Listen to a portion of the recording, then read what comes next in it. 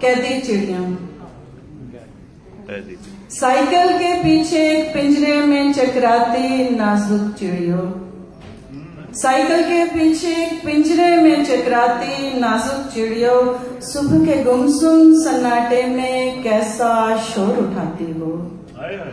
Cycle के पीछे एक पिंजरे में चकराती नाजुक चिड़ियों, सुबह के गुमसुम सन्नाटे में कैसा शोर उठाती हो।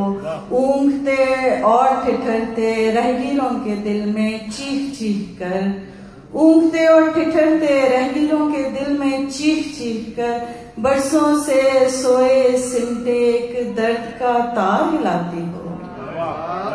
साइकिल के पीछे एक पिंजरे में चकराती नाजुक चिड़ियों, सुबह के गुमसुम सन्नाटे में कैसा शोर उठाती हो। ऊँघते और ठिठुरते रहगीरों के दिल में चीख चीख कर, बरसों से सोए सिमटे एक दर्द का तार हिलाती हो। चिड़ियों ऐसे हुमक हुमक कर गुल करती तो हो पर देखो, चिड़ियों ऐसे हुमक हुमक कर गुल करती तो हो पर देखो, इन कानों में लव तलक शीशा बहता है। चिड़ियों ऐसे हुमक हुमक कर गुल करती तो हो पर देखो, इन कानों में लव तलक शीशा बहता है।